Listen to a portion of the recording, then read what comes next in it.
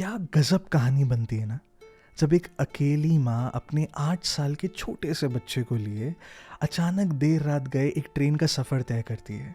उसकी मजबूरी और हालात के चलते वो सफ़र उसे बोगी नंबर A4 के कुछ अजनबियों से मिलाता है। उसके बच्चे के ज़िद के चलते उस बर्थ पे बैठा एक लड़का उसे कहानी सुनाता है, उसका दिल बहलाता है। सालों पहले बने रूफानगढ़ नाम के एक राज्य से हमें वाकिफ कराता है। फिर बिंदिया, सेनापति, राजा, हुकुम्बा नाम के जीव और उनकी गुहार से हमें मिलाता है। लेकिन अब उस बच्चे को नींद लग चुकी थी, कहानी अधूरी थी और उस कंपार्टमेंट में बैठे वो पांचों चेहरों को आगे की कहानी सुनने की बेताबी थी। बच्चे ने 2 चिप्स के बदले जिस कहानी का हक अदा किया था ना, वो कहानी खत्म हो चुकी थी। अब बारी थी उस कहानी की जिसका हक उस कंपार्टमेंट के बड़ों ने अदा किया था। अब कहानी थी बिंदिया की। हेलो जी, मेरा नाम है Justin Joseph and you are listening to the 16th कहानी ऑफ स्टोरीज। कहानी का नाम 2 हुक्म 3 चैप्टर 1।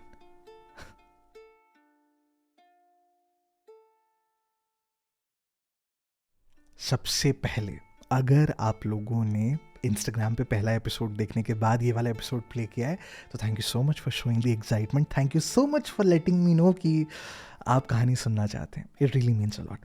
लेकिन इस कहानी को आगे बढ़ाने से पहले मैं क्लियर कर दूं, ये कहानी एक कंटिन्यूएशन है।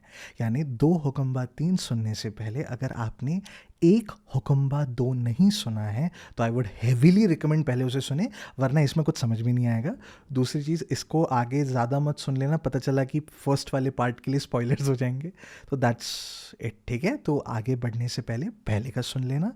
एंड यूट्यूब पर सब कुछ अवेलेबल है, चैप्टर 1 to 5। यार मेरे को ना ये सब की प्रैक्टिस नहीं है, क्या बोलना होता है यहाँ पे। तो यूट्यूब का लिंक जो है वो मेरी बायो पे अवेलेबल है, सो एन्जॉय। एंड कहाँ पे थे अपन? बिंदिया। बिंदिया कौन थी ये लड़की? कौन थी जिसने एक अनजान बस्ती में आकर एक बिंदियों की दुकान लगा दी और अनजाने में रूफानगढ़ के इतिहास का दूसरा सबसे जरूरी पन्ना लिख दिया? बिंदिया।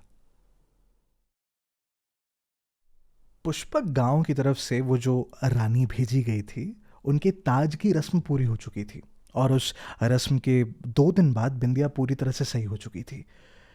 उसे घर जाना था, लेकिन जहां उसे अकेले घर के लिए निकलना था वहां पे सेनापति जो हैं उसके साथ चलेंगे, ये बात कह देते हैं। बिंदिया बार बार कहती है कि वो अकेले चली जाएगी, कोई दिक्कत की बात नहीं है, लेकिन सेनापति काफ़ी इंसिस्ट करते हैं। कैसे नहीं करते? बिंदिया मेहमान जो थी, एक ऐसी मेहमान जिसने राजकुमार को मारा था, एक ऐसी मेहमान जो अब हुकुम्बा के वश में नहीं थी, एक ऐसी मेहमान जिसके लिए खास कर राजा ने सेनापति से कहा था कि इसे पूरी हिफाजत के साथ घर छोड़ के आना। खैर, बिंदिया घर लौटे उससे पहले बिंदिया सेनापति से कहती है कि वो उस बस्ती में जाना चाहती है जिस बस्ती ने उसको इतने साल पनाह दी। सेनापति को ये समझ में नहीं आता कि जो लड़की उठते ही साथ मुझे घर जाना है, मुझे घर जाना है की रट लगाकर बैठी थी, वो अचानक से अपने घर के बदले पहले इस बस्ती में क्यों जाना चाहती है। खैर, अगले दिन ये दोनों का जो सफ़र है वो शुरू होता है। सेनापति और बिंदिया उस सफ़र में निकल चुके होते हैं, लेकिन सफ़र में होती है एकदम चुप्पी, कोई किसी से बात नहीं करता, क्योंकि एक तरफ सेनापति के मन में कुछ सवाल चल रहे हैं, दूसरी तरफ बिंदिया के दिमाग में ये चल रहा है, यार ये इंसान जिसको मैं किले में इतने दिनों से देख रही हूँ, ये कहीं से कहीं भी जाता था, इसके साथ में 4 से 5 सैनिक होते थे। क्योंकि समझने वाली बात थी, इतना इंपॉर्टेंट इंसान था, प्रोटेक्शन की ज़रूरत थी। लेकिन आज ये किले से एक दूसरे बस्ती जा रहे हैं, फिर शहर जा रहे हैं, लेकिन इनके प्रोटेक्शन के लिए कोई भी नहीं। बिंदिया को ये बात हजम नहीं होती। दूसरी तरफ सेनापति के मन में भी कुछ सवाल होते हैं, लेकिन वो पूछ लेते हैं, आपकी कहानी क्या है? मेरी कहानी है बस, आपने एक हुकुम्बा को गुहार लगाई एक ऐसा हुक्मबा जिसने आकर हमारे राज दरबार को हिला के रख दिया, और आज एक ऐसी रानी है हमारे पास जो राजघराने की नहीं है। क्यों?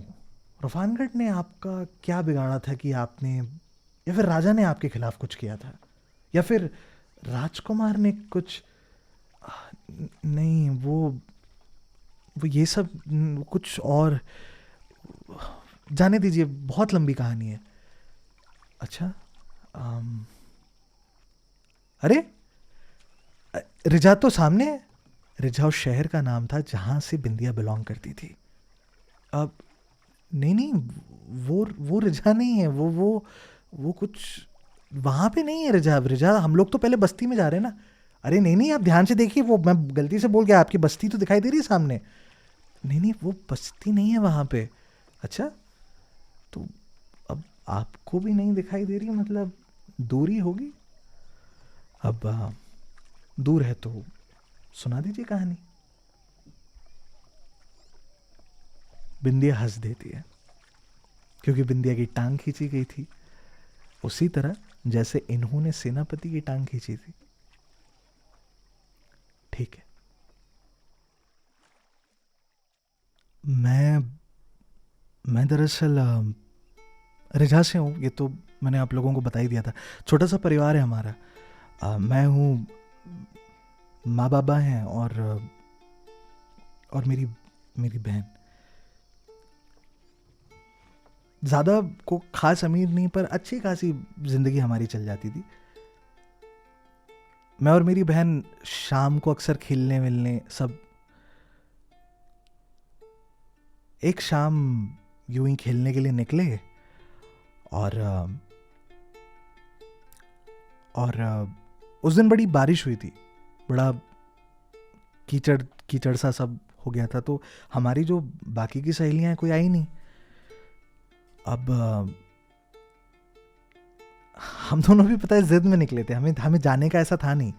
पर वहाँ कुछ वक्त खेलने के बाद पता नहीं क्यों मुझे ऐसा लगा कि हमें कुछ लोग घेर रहे हैं, और जब तक मैं वहाँ से कुछ गलत है कुछ समझ के मैं उसे वहाँ से लेके भग पाती, कुछ मुंह पे कुछ कपड़ा ऐसे उसके मुंह बंद कर दिया हमारा, और फिर कुछ वक्त के बाद हमें होश भी नहीं था।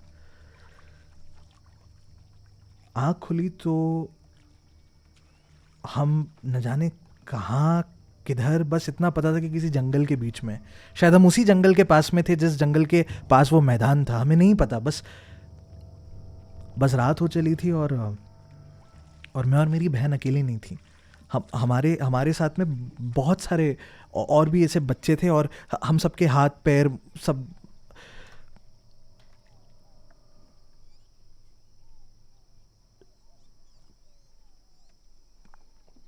कुछ घंटे बीते, और वहां पे अचानक से एक भगदड़ मची।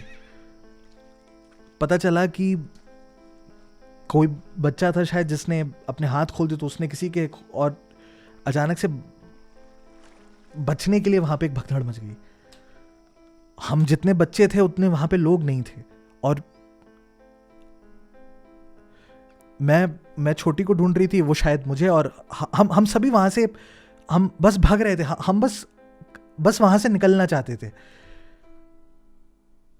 फिर फिर हम लोग छुपे, और कुछ बच्चे पकड़े गए, और जो हम छुपे थे, हम डर में छुपे थे, हम बस छुप गए थे।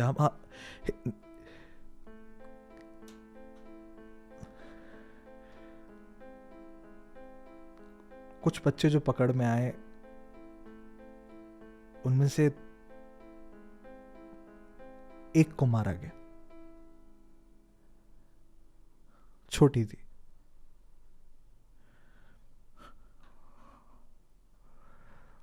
मेरे आंखों के सामने एक चाकू से एक लकीर सी खींच दी बस, और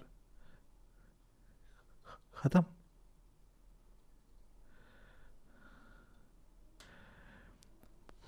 मुझे नहीं आया समझ में मैं क्या करूं। मेरा मेरा दिल कर रहा था कि मैं वहां से भगती हुई घर लौटूं, बाबा को बुला लाऊं। बाबा वहां पे होते तो बाबा बचा लेते, बाबा सबको बचा लेते। लेकिन लेकिन मैं घर कैसे लौटती वहाँ। मैं जब भी घर से बाहर कभी भी निकलती थी तो माँ हमेशा बोलती थी कि तुम ख्याल रखना, उसका भी ध्यान रखना, तुम जल्दी लौटा करो। और मैं पता है खेलने की हमेशा जिद करती थी। मैं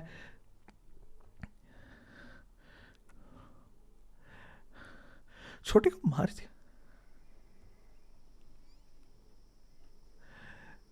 मैं वापस घर नहीं गई।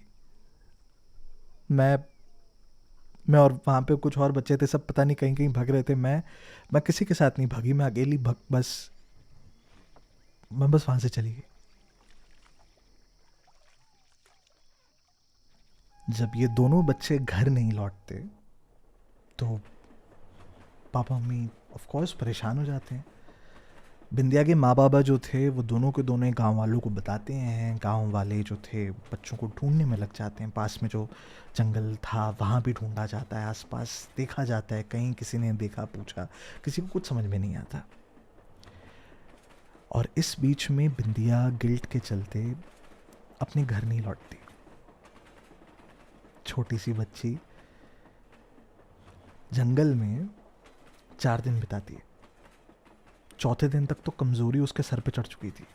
पानी जो पत्तों के ऊपर जो उसकी बूंदें कुछ जम जाती हैं सुबह सुबह, पानी चाट लेती थी। पर वो उसने अपनी बहन को मरते हुए देखा अपने आंखों के सामने। क्या उसके मन में क्या चल रही थी। चौथे दिन जब उसकी हालत काफ़ी ख़राब हुई तो उसे कहानी याद आई। Not exactly a कहानी, it was more like a dark legend. कहानी इंटरेस्टिंग लग रही है? अगर इंटरेस्टिंग लग रही है तो ये कहानी पूरी की पूरी जो है वो यूट्यूब पे अवेलेबल है। यहाँ इंस्टाग्राम पे हम लोग एक डेमो टाइप का छोटा सा पार्ट डालते हैं, कंप्लीटली फ्री ऑफ कॉस्ट है। लिंक बायो में है, ब्रेक मत लेना, वहाँ पे मिलेगा, आपका इंतज़ार रहेगा। And thank you for watching, bye bye. कहानी यानी हुक्मबाओं की कहानी। हुक्मबाओं की कहानी अलग अलग बस्तियों में अलग अलग वर्जन्स थे कहानियों के, कि कभी ऐसा हुआ कभी वैसा हुआ, लेकिन कहानी का बेस सेम था कि यूं ही उन्हें बुलाओगे तो हुक्मबा नोच खाएंगे, और वाकई बेबस मितली तो अंकल कहते हैं हुक्मबा इंसाफ दिलाएंगे, हुक्मबा इंसाफ दिलाएंगे। लेकिन जिस हुक्मबा को गुहार लगती है, ये हुक्मबा बाकियों से थोड़ा सा अलग था कि ये दशकों से इंतजार कर रहा था इंसानों की दुनिया में वापस लौटने का। सदियों पहले लगी एक गुहार अब भी अधूरी थी। बिंदिया को एक आवाज सुनाई देती है and it was very clear कि ये हुक्मबा की आवाज है। क्यों? क्योंकि उनकी आवाज में एक पेक्युलैरिटी थी जो मैं बाद में बताऊंगा। लेकिन उसे कुछ शर्तें बताता है हुक्मबा। बिंदिया हामी भर देती है और फिर उसके बाद बिंदिया के शरीर को हुक्मबा अपना घड़ा बनाता है। अगले 2 से 3 घंटों के अंदर उस 31 लोगों की जो टोली थी जिन्होंने इन बच्चों का अपहरण वगैरह किया था, उन्हें काट काट कर हुक्मबा फेंकता है। एक 16 साल की लड़की ऐसे लड़ रही थी कि उसे देख कर ना जो बच्चे भी बेचारे किडनैप हुए थे वो 2 मिनट के लिए कतरा गए थे कि ऐसे क्यों मार रही है करके। It was vicious, it was हुक्मबा। लेकिन हर मरने वाले को मरने से पहले हुक्मबा की गुहार सुनाई दी। जब गुहार सुनाई देती तो पहली लाइन के बाद हर आदमी जैसे वहीं के वहीं थम सा जाता, उसका हाथ का कोई उंगली तक नहीं हिला पाता वो। एक हुक्मबा 2 के बाद उन्हें बिंदिया का चेहरा दिखाई देता। 2 हुक्मबा 3 के बाद उन्हें शर्त सुनाई देती। शर्त बहुत साफ थी। बिंदिया ने एक शर्त रखी थी कि उनकी जान बख्श दी जाए। शर्त यह थी कि मेरी बहन को जिंदा लौटा दो, मैं माफ कर दूंगी। कौन जिंदा लौटा पाता? ये सब हो जाने के बाद बिंदिया बस अपने होश में तो आ गई थी, मगर वो बिना रुके रो रही थी। रोती कैसे नहीं, 4 दिन पुरानी लाश उसकी बहन की उसके सामने थी, उसकी गोद में थी। वो रोई जा रही थी, रोई जा रही थी। इतने में उसे एक आवाज सुनाई देती है दोबारा से। हुकुम्बा की आवाज थी। हुकुम्बा की आवाज ना बड़ी पिक्यूलियर सी थी। इनकी आवाज में ना इमोशंस ना के बराबर होते थे। सरप्राइज, हैप्पी, सैड, ये सब कुछ इनकी दुनिया में जैसे एग्जिस्ट ही नहीं करता था। हुकुम्बा को बताया जाता है कि इंसाफ जो है उसने दे दिया है। बिंदिया सुनती है, बिंदिया शुक्रिया अदा करती है, और इतने में हुकुम्बा उससे पूछता है कि क्या वो उसके शरीर को एक घड़ी के रूप में कुछ वक्त के लिए और इस्तेमाल कर सकता है। बिंदिया को समझ नहीं आता। उसने जितनी भी कहानियां सुनी थी, उन कहानियों में अगर गुहार सुनी जाती है तो गुहार पूरी होती है और फिर हुकुम्बा चले जाते हैं। लेकिन यहाँ पे जैसे ये हुकुम्बा, बिंदिया घर जाने की बात करती है, कहती है कि वो पूछती है, वो नाराज तो नहीं कर सकती, वो हुकुम्बा है वो, कि अगर मैं आपको मना कर दूं तो आप मुझे कुछ, तो इतने में जो हुकुम्बा होते हैं वो क्लियर बताते हैं कि आपको कुछ भी नहीं होगा, हम आपके खिलाफ कुछ क्यों करेंगे, आपके खिलाफ गुहार नहीं लगी है। तो बिंदिया को कुछ समझ नहीं आता वो क्या बोले। रो रही होती है, उसे घर जाना होता है। अपनी बहन जो एक लाश है अभी, उसका वजन और बढ़ जाता है ना, जब कोई इंसान बेहोश हो जाता है उसका वजन बढ़ जाता है। उसे कैसे तो भी उठाकर अपने पीठ पे लगा के, कितने में हुकुम्बा पूछते हैं, ये इंसान तुम्हारे लिए जरूरी है? जरूरी है? बहन है उसकी, जरूरी है? कैसा सवाल होता है? बिंदिया हाँ में जवाब देती है, अगर आप हमारी मदद कर दें तो हम इसे वापस जिंदा करके आपको दे सकते हैं, उससे शायद आपको खुशी महसूस हो। क्या? एक मिनट, अंकल जो सामने बैठे होते हैं वो इंटरप्ट करते हैं। हुकुम्बा किसी को वापस जिंदा भी कर सकते हैं? मतलब वो बुला सकते हैं, इंसान को वश में कर सकते हैं, किसी को जिंदा कर सकते हैं? लड़का हाँ कहता है। फिर तो भगवान हो गए? अरे भगवान नहीं है अंकल। क्यों, कैसे नहीं है? अगर कोई तुम्हें जिंदगी लौटा सकता है तो फिर तो भगवान हो गए। लड़का हंसते हंसते कहता है, वैसे आपकी बात सही है, लेकिन जब एक भगवान जिंदगी लौटाता है तो भगवान का कोई नुकसान नहीं होता। एक हुकुम्बा जब जिंदगी लौटाता है तो बदले में वो खुद हमेशा हमेशा के लिए ख़त्म हो जाता है, उसका कोई अस्तित्व नहीं रहता। अगर वो इंसान होता तो हम कहते कि हुकुम्बा मर जाता है, पर पर वो उस लड़की को जिंदा करने के बदले वो अपनी जान देने के लिए तैयार था। हाँ, अरे ऐसे थोड़ी कोई अपनी जान दे देता है। भले वो हुकुम्बा थे पर उनमें इमोशन नहीं था। हुकुम्बा के लिए जीना, मरना, खुशी, दुख कुछ कुछ मैटर नहीं करता था। उनको सिर्फ एक चीज से मतलब था, अगर गुहार लगाई गई और हुकुम्बा ने उस गुहार को सुना है तो वो गुहार पूरी होगी बस। इसके आगे पीछे कुछ उन्हें समझ नहीं आता। इसलिए कैजुअली, जैसे आपने कहा, हुकुम्बा ने अपनी जान देने की बात कर दी, क्योंकि चाहे कुछ भी हो जाए गुहार पूरी होगी। बिंदिया तुरंत हामी भर देती है। क्यों नहीं भरती? उसकी बहन उसे जिंदा मिल रही थी, उससे ज्यादा उसे क्या चाहिए था? हुकुम्बा बहन को जिंदा कर देते हैं, लेकिन उसकी छोटी बहन को मरना, दर्द कुछ भी याद नहीं होता। उसे बस इतना पता होता है कि एक वक्त में वो किसी की गिरफ्त में थी और दूसरे वक्त में वो यहाँ पता नहीं किसी जमीन पे उठी बैठी पड़ी है। उसे समझ नहीं आता कि बिंदिया रो क्यों रही है उसको गले लग के। पर खैर, दोनों के दोनों वहां से भगते हुए अपने घर का एक रास्ता ढूंढने को निकलते हैं। हुकुम्बा घर लौटने में थोड़ी बहुत उन्हें मदद कर देता है, पर जब फाइनली वो लोग घर लौटते हैं तो गांव के कुछ लोग इन दोनों को देखते हैं, उन्हें घेरते, कहाँ थे, क्या, ये सब पूछा जाता है। इतने में माँ बाबा जो होते हैं, बिंदिया तुरंत अपने बाबा से अकेले में मिलने की बात करती है। हुकुम्बा ने एक शर्त रखी थी, वो किसी को नहीं बता सकती कि वो हुकुम्बा के वश में है, या फिर हुकुम्बा की मदद से वो वहाँ से बचकर बाहर निकली, या हुकुम्बा ने उसकी बहन को जिंदा किया। ये कुछ भी नहीं बताना है। किसी भी कहानी में कभी भी हुकुम्बा किसी से डरे नहीं थे, लेकिन अपेरेंटली ये हुकुम्बा डर रहा था किसी बात से। खैर, दोनों के दोनों अंदर में लौटते हैं, बताते हैं कि हम अगवा हुए थे, वहां से बचकर हम वापस आ गए। बाबा को ये बात कुछ समझ नहीं आती, जल्दीबाजी में वो कुछ नोटिस नहीं करते। दोनों रात में सोते हैं, माँ बाबा बाहर जाके गांव वालों से बाकी सारी बातें करते हैं, ये वो। अगले दिन की सुबह बिंदिया गायब होती है। दोबारा से ढूंढते हैं, लेकिन इतने में बिंदिया सिर्फ एक खत छोड़कर जाती है कि मैं जल्द ही लौटूंगी, मेरे में चिंता मत करना। बाबा को एक शक होता है, वो भागते हुए उस छोटी के पास जाते हैं। छोटी के हाथ में एक पट्टी लगी होती है। वो ध्यान से उसके हाथ को देखते हैं। उसके हाथ की छोटी उंगली गायब थी। हुकुम्बा के बारे में कई सारी कहानियां मैंने आप लोगों को सुनाई ना। उन कहानियों में एक और चीज होती थी, हुकुम्बा अगर किसी को जान दे तो बदले में हुकुम्बा मरेंगे, ये कहीं नहीं लिखा था। लेकिन जब हुकुम्बा किसी मरे हुए को जिंदा करते थे, और ये कहानी सिर्फ और सिर्फ एक बस्ती में थी, बाकी कहीं पे भी जिंदा कर सकते हैं ये वाली बात नहीं थी। अगर हुकुम्बा किसी को जिंदा कर दें तो उसके हाथ की छोटी वाली उंगली गायब हो जाती, इस तरह कि उसके हाथ को अगर तुम अचानक से देखोगे तो लगेगा कि सिर्फ 4 ही उंगलियां उसके हाथ में। यहां ऐसा नहीं कि अलग से जगह हो 5वीं उंगली की, हाथ ही ऐसा हो जाता कि सिर्फ 4 उंगलियां रहती उसमें।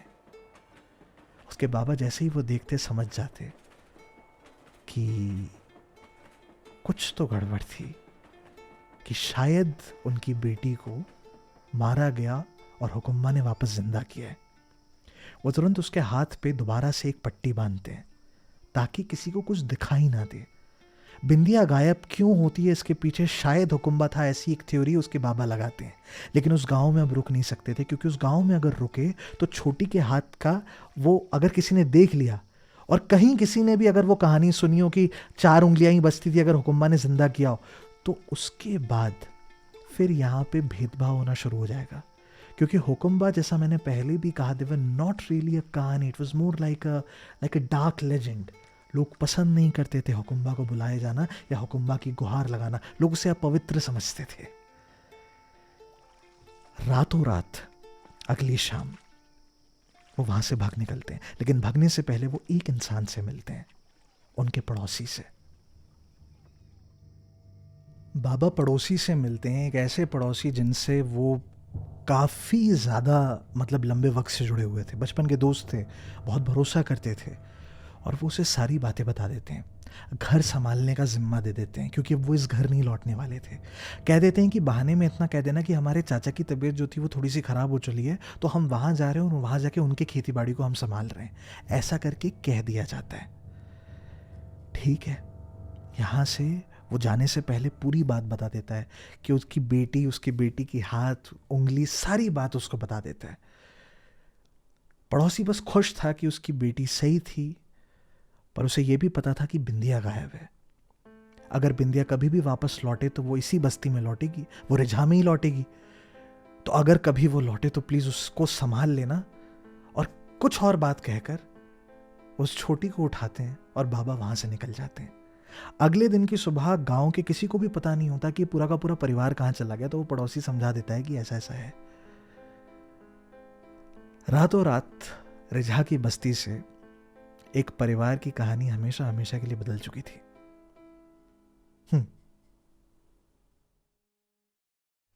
अब कहानी हमारे सिपाही सेनापति और बिंदिया के पास पहुंचता है। सेनापति को अपने मन में कुछ सवाल होने लगते हैं कि ये हुकुम्बा जो हैं, इनका काम अधूरा कैसे रह गया। भाई ऐसी क्या चीज हो सकती है जिससे एक हुकुम्बा की गुहार अधूरी रह जाए। इनके पास तो ऑलमाइटी पावर्स कह सकते हो आप, सब कुछ है इनके पास। फिर ऐसा क्या हुआ। और जब बिंदिया भी जब इनके साथ रुकती थी, बिंदिया के पास तो हुकुम्बा खुद था, पर वो जब किले में भी रहती थी तो वो हमेशा चौकन्ना रहती थी। वो इस बात का ध्यान रखती थी कि कोई उसको मतलब उसके पीछे तो नहीं चल रहा। हमेशा she was always alert. Why? अगर हुकुम्बा तुम्हारे साथ है तो फिर ये सब क्यों सोचा जा रहा है, उसे समझ नहीं आता। There was some weak point. कुछ था जो कहानियों में नहीं था, गाथाओं में नहीं था, सदियों से चली आ रही उन डार्क लेजेंड्स में नहीं था। कुछ ऐसा जो शायद बिंदिया उसे नहीं बता रही, या कुछ ऐसा जो किसी को नहीं पता, लेकिन सेनापति जानना चाहता है कि वो बात क्या थी करके। खैर, वो बात क्या थी ये अब मैं आप लोगों को समझाता हूं। वो लड़का कहता है और कंपार्टमेंट के सारे लोग यूं करके सुन रहे होते हैं। अब ये कहने के बाद वो जो लड़का कहानी सुना रहा होता है वो हल्का सा वहाँ पे एक बॉटल रखी होती है, खोलता है, एक घुट पानी पीता है, दूसरा घुट पानी पीता है। इतने में जो साइड में बैंक वाले अंकल बैठे होते हैं वो कहता है अरे थोड़ा जल्दी पी लो भाई। और वहाँ जितने बैठे होते हैं सारे हंस देते हैं। क्यों नहीं हंसते, इतने क्रिटिकल मोमेंट पे लाके तो बाद में पानी पीला रख अंदर। वो लड़का भी हंस देता है, बॉटल को बगल में रखता है, कहता है नहीं नहीं मैं बस देख रहा था कहानी कितनी इंटरेस्टिंग है। अरे बहुत इंटरेस्टिंग है, तुम कहानी सुनाओ यार। हुकम्बा, हुकम्बाओं की एक कमज़ोरी थी। खैर कमज़ोरियाँ तो कई थी लेकिन एक काफ़ी मेजर कमज़ोरी थी कि वो किसी भी इंसान को दोपहर तक अपने वश में रख सकते थे। अच्छा मतलब सुबह से लेकर दोपहर तक एक हुकम्बा के वश में है 12 घंटे, और उसका नहीं, दोपहर नहीं, दोपहर, एक पहर यानी 3 घंटे, दोपहर यानी 6 घंटे। 6 घंटे तक एक हुकम्बा इंसान को अपने वश में रख सकता है, लेकिन उसके बाद उसे इंसान को आज़ाद करना ज़रूरी होता था। अगर आज़ाद ना करे तो हमारे अंदर जो कॉन्शियसनेस होती है, हमारा जो स्पिरिट होता है, आत्मा होता है, वो जिसका जो मानना है मान ले, कहते थे कि वो हमारे शरीर को छोड़ के हमेशा हमेशा के लिए चले जाता। अब अगर हमारे शरीर से एक स्पिरिट बाहर जा चुकी है तो दूसरी स्पिरिट या जो भी एनर्जी कह लो, जैसा भी है, जो बचती वो हुकम्बा की बचती।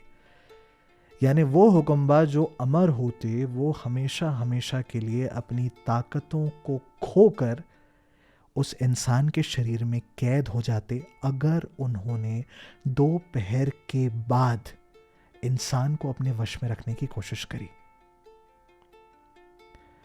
इसका एक दूसरा मतलब भी है कि उस दोपहर तक उस इंसान को कोई छू नहीं सकता, लेकिन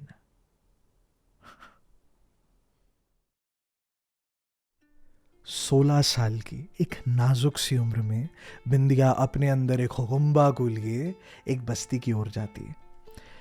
वहां पहुंचने के बाद वो उस बस्ती में किसी गरीब की तरह, जितना कोई कुछ अगर पैसे दे जाए तो दे जाए, नहीं तो कुछ इधर उधर के जो ऑड जॉब्स वगैरह कहते हैं ना, वैसे कुछ कर कुरा के वो अपने थोड़े पैसे कमा लेती है। हुकुम्बा के अंदर एक सेंस ऑफ गिल्ट होता है कि उसकी पिछली गुहार जो है वो अधूरी थी, और उस गिल्ट को पूरा करने के लिए उसके पास एक तरीका होता है। हर रोज दोपहर तक वो बिंदिया के शरीर को अपने वश में रखता और कुछ करता। जितने वक्त तक बिंदिया को वो अपने वश में रखता, उसकी कुछ टूटी टूटी यादें बिंदिया को रहती, और बिंदिया जब अपने वश में होती तो कुछ टूटी टूटी यादें हुकुम्बा के पास होती। लेकिन ऐसे करके कुछ दिन उन गलियों में धीरे धीरे से कटने लगे। कुछ दिन बीतते हैं कि इतने में हुकुम्बा को एक बहुत बड़ी प्रॉब्लम समझ में आती है। दरअसल बिंदिया जो थी वो फिजिकल से ज़्यादा इमोशनली बहुत वीक हो चुकी थी, बहुत टूट चुकी थी। उस इंसिडेंट के पास उसको घर में अपना वक्त बिताना था, उसे किसी से बात करनी थी कि वहाँ पे क्या हुआ, उसने गुहार, उसको नहीं समझ में आ रहा था वो क्या बात करो। और जब भी गुहार लगती थी तो कोई बच्चा नहीं बुलाता था गुहार लगाते समय, हमेशा कोई बड़ा होता था। और जब कोई बड़ा होता था तो उसके अंदर इतनी ताकत होती थी, बोथ फिजिकल एंड इमोशनल, कि वो हुकुम्बा को संभाल पाए। लेकिन यहाँ पे एक 16 साल की लड़की अपने घर से कहाँ दूर आई बैठी हुई है, इमोशनली इतनी स्ट्रांग भी नहीं कि हुकुम्बा उसको दोपहर तक पूरा कंट्रोल कर पाए। उसको दोपहर तक भी अगर वो पूरा कर देता तो उसकी कॉन्शियसनेस निकल के बाहर चली जाती, उसको ऐसा डर था। हुकुम्बा कैद नहीं होना चाहता था। हुकुम्बा ने जान किसी की जब लौटाई, यानी कि बदले में उसने अपनी ताकतों को खोना ऑलरेडी शुरू कर दिया था, वो कमज़ोर होने लग रहा था, तो उसको बिंदिया कम से कम अपनी पूरी ताकत में चाहिए थी। ऐसे तो बात नहीं बनती, तो वो बिंदिया के साथ एक समझौता करता है। याद है हमारे छोटे शहजादे के सोने से पहले मैंने उसे एक नदी ढूंढने के लिए कही थी। हुकुम्बा बिंदिया को उस नदी के पास लेकर जाता है, उस पुल के पास लेकर जाता है। रिचा जिस स्टेशन से चढ़ी थी और जिस स्टेशन पे उसे जाना था, बीच में 3 स्टेशन आते थे, छोटे छोटे से। 2 स्टेशन आ चुके थे, तीसरे का आधा रास्ता खत्म हो चुका था, आधा और बाकी था। कहानी के आखिरी कुछ पन्ने पलटे जा रहे हैं जनाब। कई सारी बातों के क्लोजर्स मिलने वाले हैं, कुछ क्लियरली और कुछ बहुत सटल तरीके से। हर एक बात को बड़े ध्यान से सुनिएगा। समझौता क्या हुआ था पता चलेगा। कहानी जल्दी खत्म होगी, क्योंकि जब ये कहानी खत्म होगी तभी तो कहानियों का एक खेल शुरू होगा। नहीं, ये भी पता चलेगा। खैर, कहानियां बहुत हैं जी सुनाने को। सवाल सिर्फ इतना सा है, आप सुनने आएंगे?